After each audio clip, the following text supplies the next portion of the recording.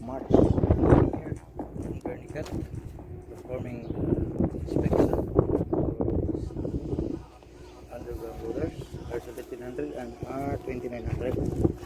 This one R17 was damaged by accident. The stone collapsed in the machine and the machine was being parked here. I don't know how long. I need to know. Yeah, that's the condition of the machine.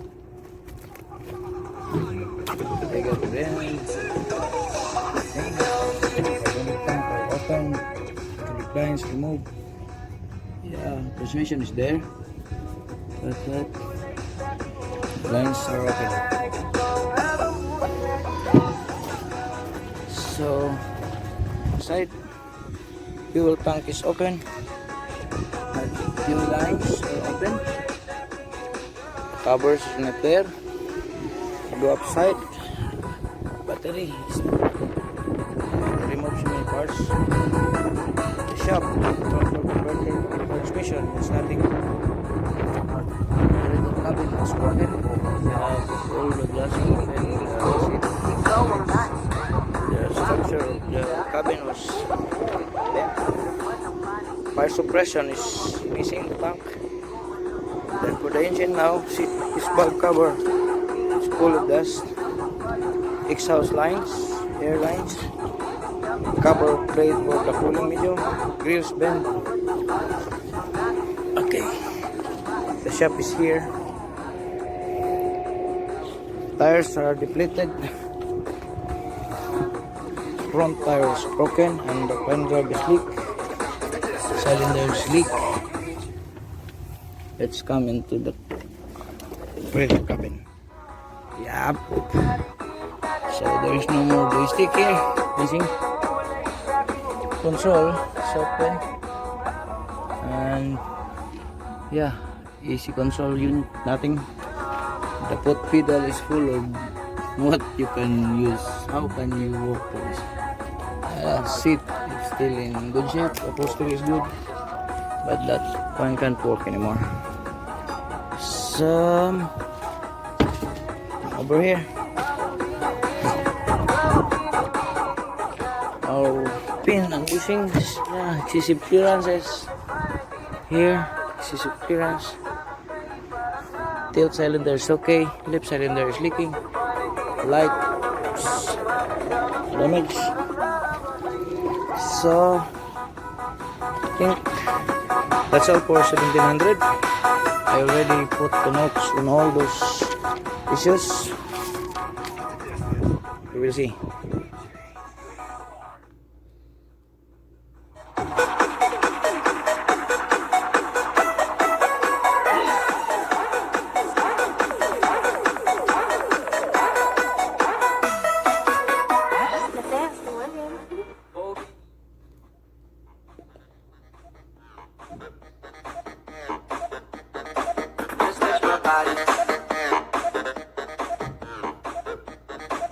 This is the R2900. I already completed the inspection. We got depleted tires. This machine still can run, but they open some lines here. They remove some bulb. And transmission. The problem is the engine. Pin and bushing for this one is good. All cylinders are leaking. For the engine, we have issue here. Fuel lines, they removed the fuel separator. There's nothing, so it's open. The belt tensioner is disconnected, so it's lying like that. Cooling group, no problem, it's intact. Lights missing. Here, the line for the air going to the filter is missing. Where is it?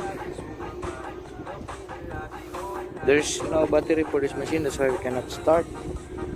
Drive, fire, minor,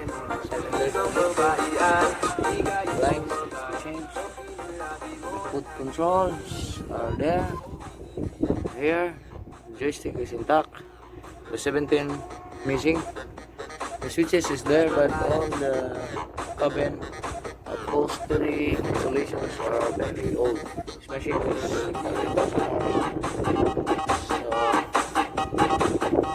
that's all for this. I need to make a report.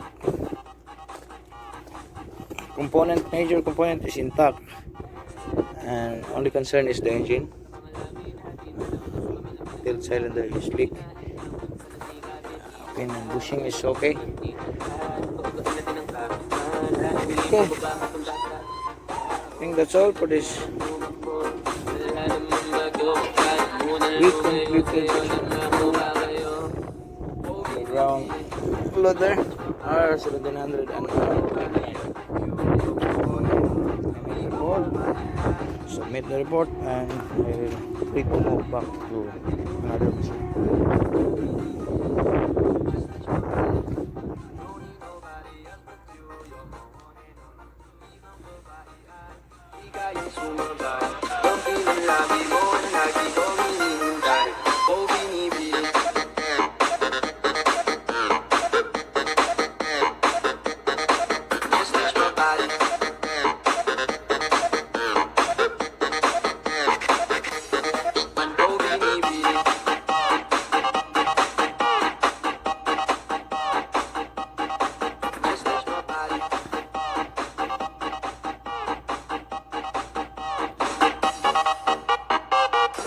Charang hindi niya, protein ng kapal niya. Sure nga finish ka.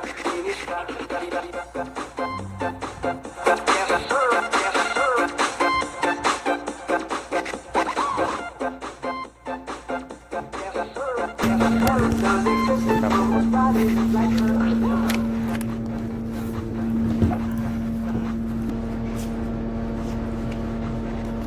I will wait outside, sir. Thank you, sir.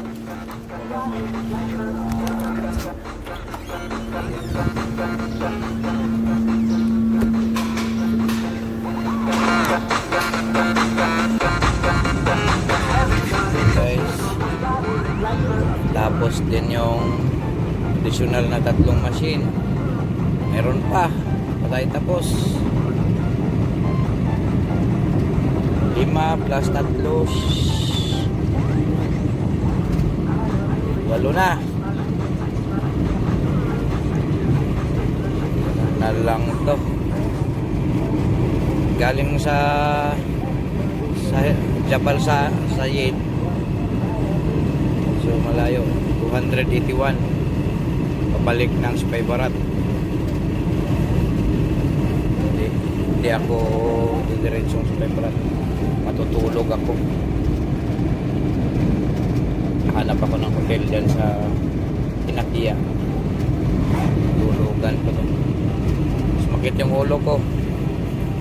Yan. Silip muna, silip. Binaybay ko kagabi dyan. Hindi ko alam kung saan yun. Hanggang dito din ako dumaan nun. Pero walang katao-tao. Dinaanan kong daan kagabi, maliit na daan yun. Nilalim.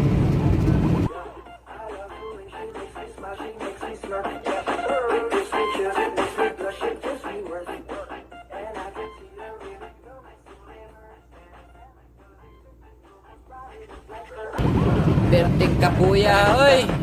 Saan naman eh? Oh, saan naman eh?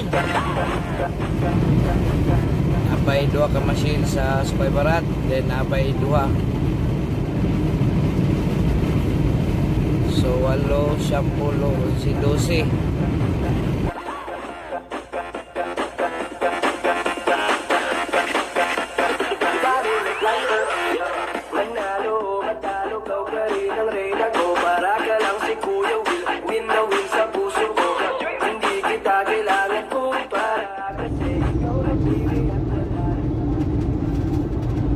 Camel.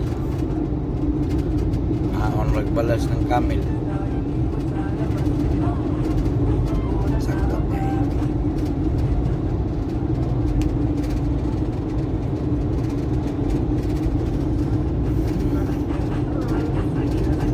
Ay, tinuod ka lang. sir. Parang camel. Puros-puros na dito sa desierto.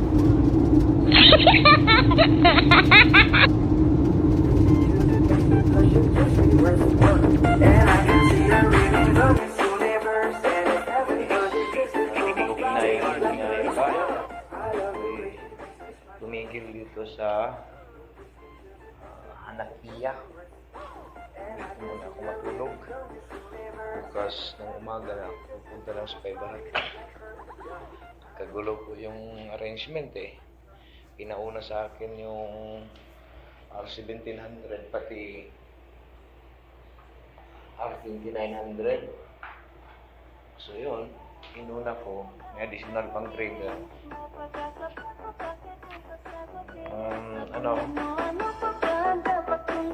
Bukas didiretso ako doon sa Paibarat para doon sa transmission differential. After that, may panibago.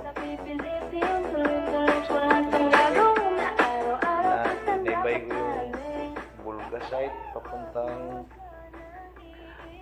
Jabal Sayid Mining. Ayan. Wala akong nakitang hotel sa sasakyan ng matulog.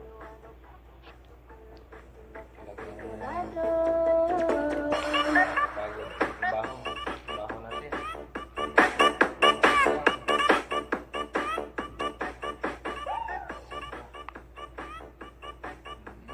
Ayan. Yung eyebag ko, ang laki oh.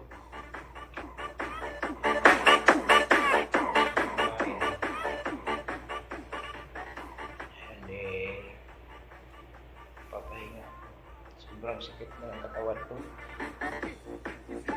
Nag-drive eh. Nasansan na yun. Shoulder. Kaya yun. Tumigil tayo dito. May hotel dito sa Nakia sa may intersection. Galing kang Jabal Sayid. Diretso ka pagdating mo ng Nakia.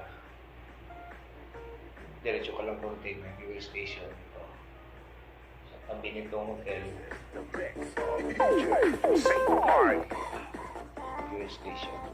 Nag-asap na rin ako ready na yung sasakyan for bukas. So, guys. Thank you for watching. Thank you for following me. Problema kayo dyan. Very appreciate. Pwede naman. Sige. Yan, kwarto dito. 150 real ito. Walang table, may mesa. Tapos yung... Basta makatulog lang ako. Yan ang kailangan ko, makatulog.